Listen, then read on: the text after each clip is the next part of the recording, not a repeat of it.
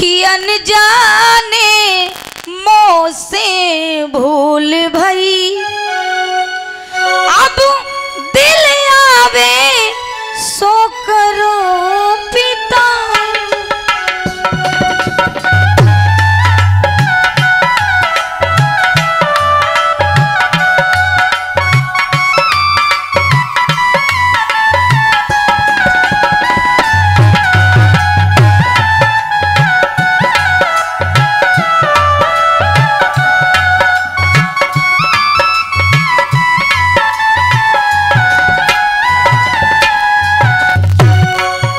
पिताजी, मैं जानती हूँ कि मुझसे गलती बन गई है। पालो रखो चाहे प्यार करो, पालो रखो चाहे प्यार करो, चाहे जीवन मेरा हरो पिता।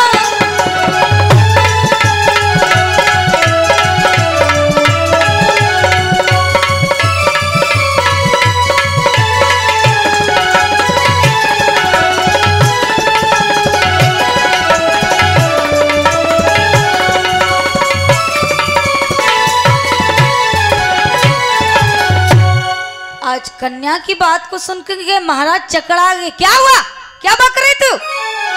लड़की ने कहा पिताजी मुझसे बहुत बड़ी गलती हो गई, आप इन निर्दोषों को जान मत दीजिए और मैं आपसे एक बात कहना चाहती हूँ। पिताजी ने कहा बोल, क्या बात है?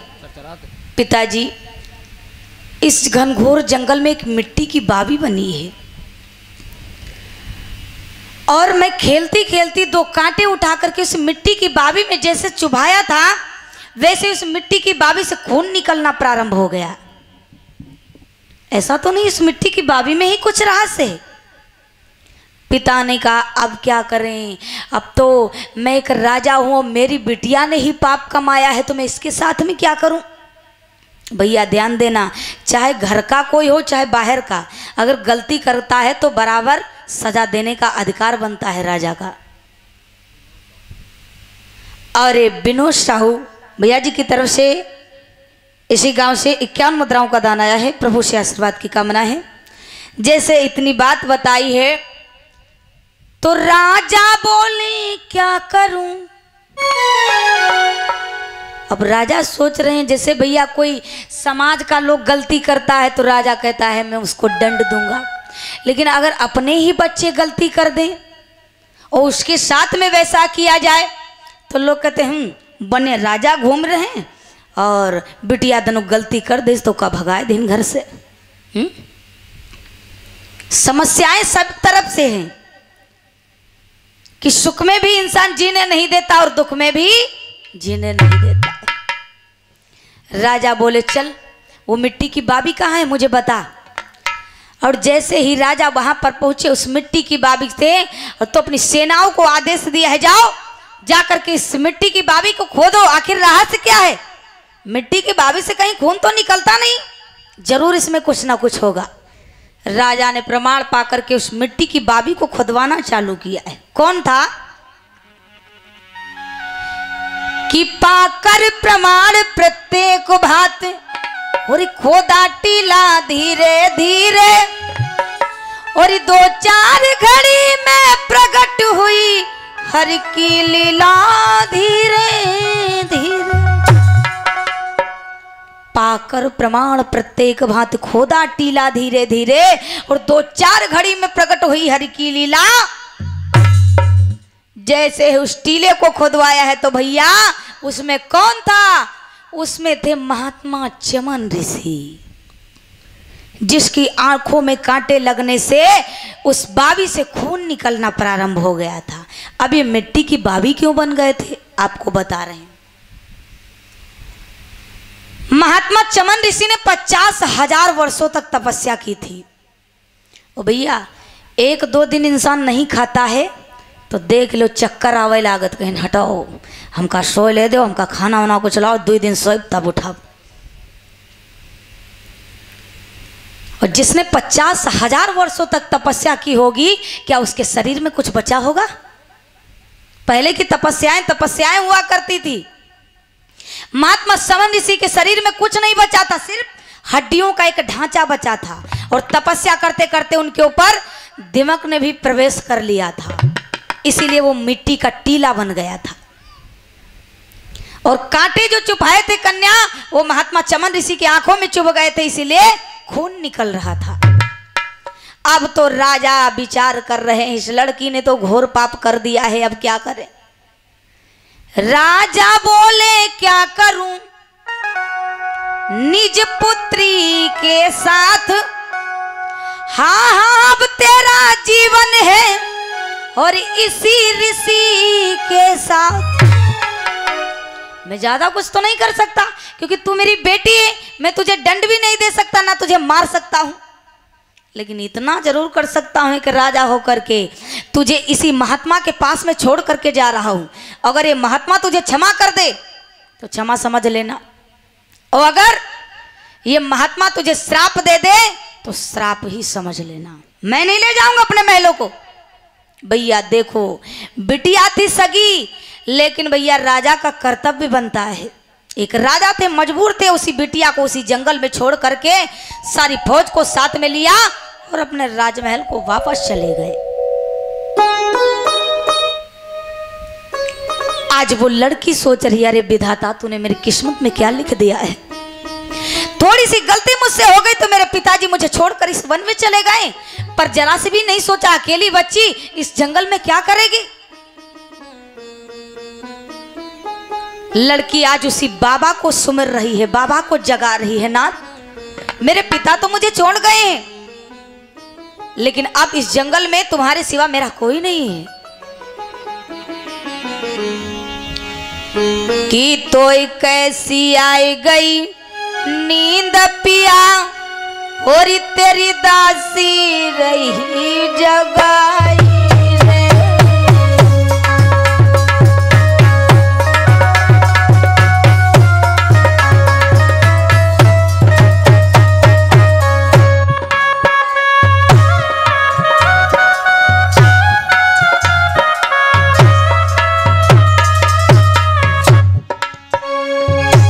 लड़की उस महात्मा को जगा रही है ना।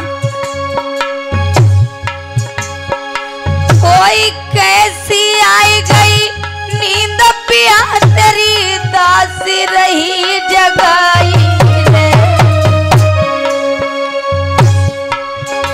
जापन खड़के बीच नाथ, तेरी दुखिया रही बिलखाई रे।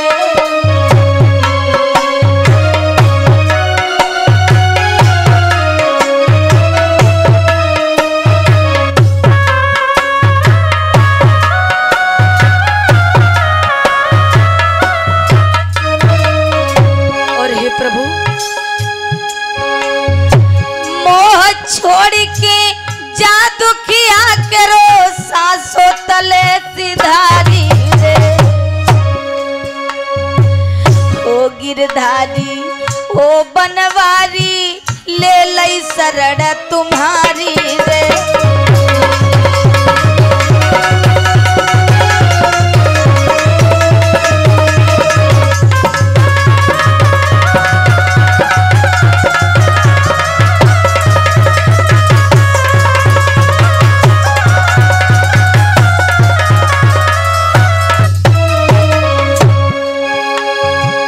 प्यारी धीरे धीरे कहे सजनवा आंखें खोलो ना।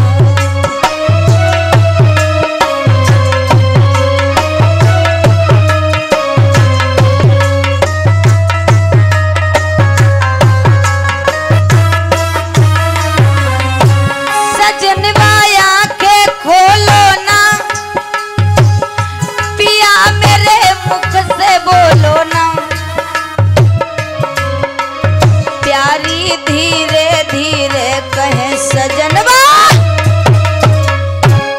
जिस समय उस लड़की आवाज लगाती है, पिया पिया की रटन लगा रही है कि हे प्रभु, मेरा इस संसार में कोई नहीं है, मेरे पिताजी मुझे इस जंगल में छोड़ गए हैं, और हे महात्मा, अगर तू मेरा साथ नहीं देगा, तू जगेगा नहीं, तो मैं कैसे अपना जीवन यापन करूंगी इस जंगल में।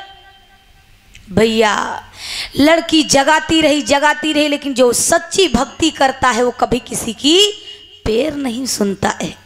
मेरे प्यारे, 1-2 दिन नहीं, महात्मा चमन ऋषि ने 50,000 वर्षों तक तपस्या की थी और लड़की को जगाते जगाते 14,000 वर्ष व्यतीत होने को आए। लेकिन महात्मा चमन ऋषि नहीं जागे। लड़की विचार करती है, प्रभु कि कौन किए अन्याय जो किस्मत बिगड़ गई।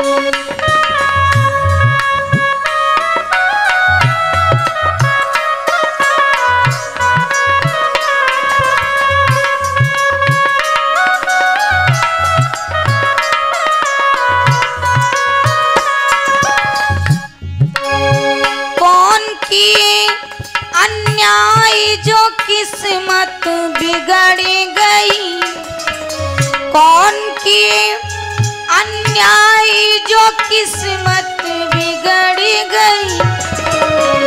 मेरे सारे सुख की बगिया उजड़ गई, मेरे सारे बगिया उजड़ गई,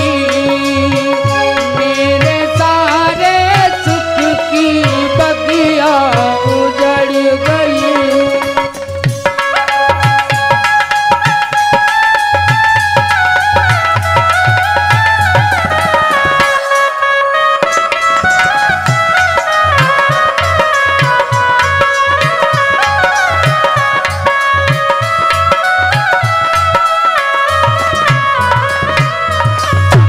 और हे परमात्मा, तूने क्या लिख दिया है मेरी किस्मत में। परिवार भी छूट गए मेरे साथ के,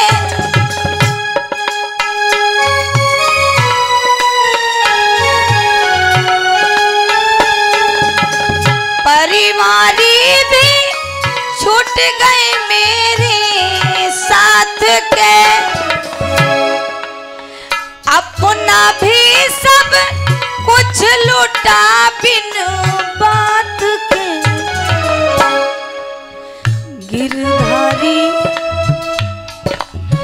गिरधारी क्यों मेरी किस्मत बिगड़ गई, गिरधारी क्यों।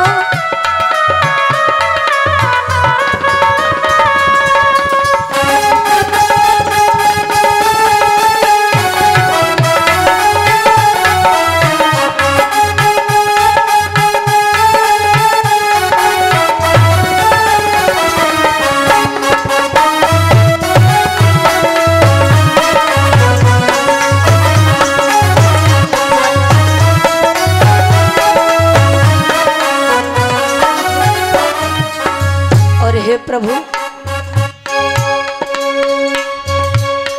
कहाँ बिलखते होएंगे मेरे पिताजी,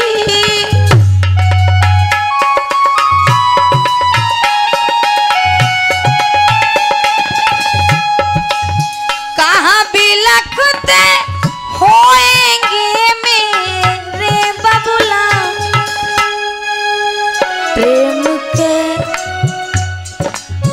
प्रेम के मोती की माला बिखर गई,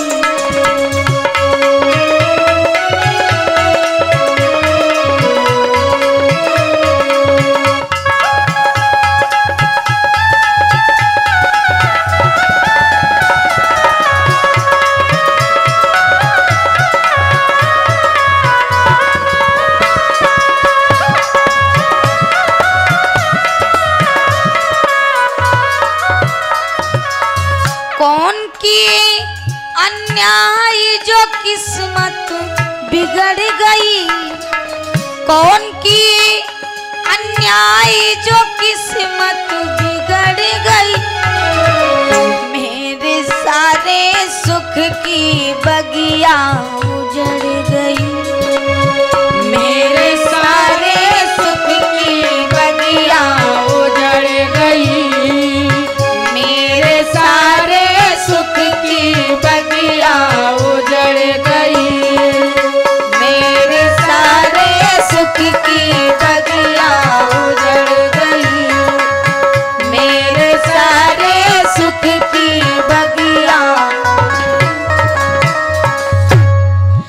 कन्या विचार कर रही है, महात्मा को जगा रही है, हे नाथ आपके सिवा मेरा इस संसार में कोई नहीं बचा है, और अगर आप ही नहीं जागोगे तो किस तरह से मैं अपना जीवन यापन करूंगी। मेरे पिताजी भी मुझको छोड़ करके यहाँ पर चले गए हैं, आप बताओ कुछ तो बोलो। पर महात्मा चमन ऋषि अपनी भक्ति में मगन थे, किसी की फेर नहीं सुनते। ना हम कही ना भीम कही, ना